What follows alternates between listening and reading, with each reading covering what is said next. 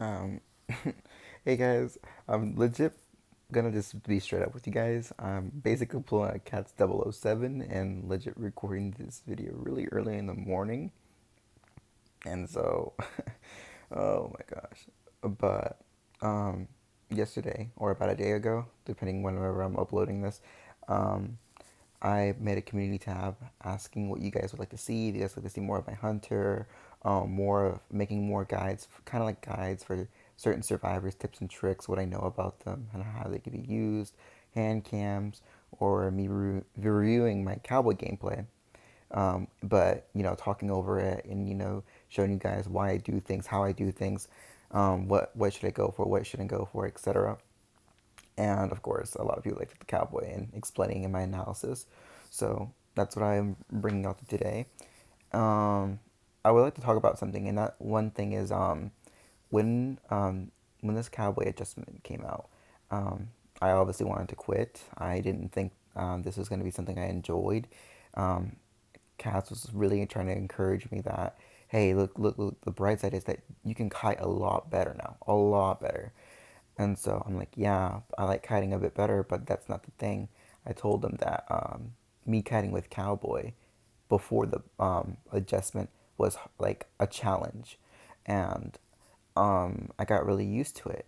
And I would get props for kiting like BQs or Feaster as a cowboy. Even though he had a lasso, it wasn't as good as this adjustment with the speed boost and stuff. So overall, this adjustment is still hard to get used to. I'm still, even after like almost a month in, it's still really tedious and hard to get used to, for me at least, since I was mostly a harassing cowboy, not really a kiting cowboy, but I could still kite. Um, but in this gameplay, you see that we're facing a Bonbon, a PX Instinct, a really good hunter, I'm pretty sure like a top sculptor. And I'm doing with my clanmate Kocho here, and they're going for a double rescue. Coach says that I'm gonna just bait it out, let the perfumer go for the save, and I said that's fine. Give me time for me to finish my cipher so I can go harass. Perfumer gets a clean save for her on her part, but Ford does end up getting farmed.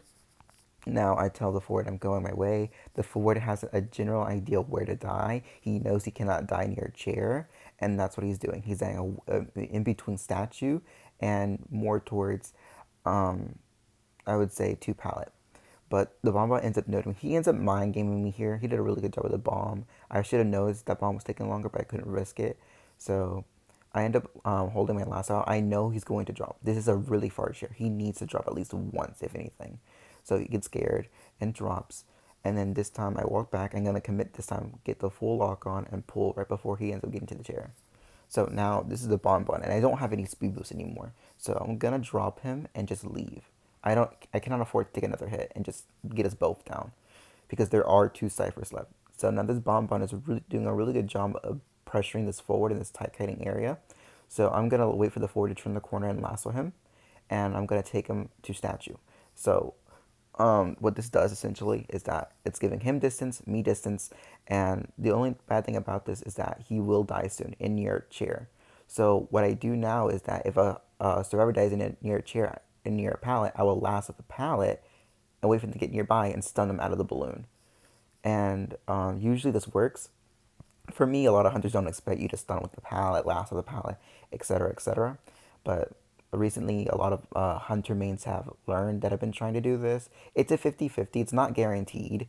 You have to have really fast reaction time and predict the hunter when he's going to do it. So you just have to have really good patience and know when to do that. But if you're willing to take the 50-50 and try to see if you can pull it off, be my guest. Does this always work? Not at all. But can it work out? Yes, it can. And so now at this part, it's in game, the ciphers popped, and all I gotta do is do a long enough in game kite.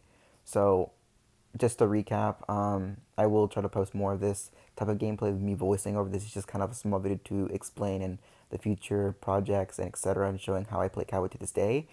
But regardless, I don't have an intro or anything like that. But over time, I guess we'll figure out something, right?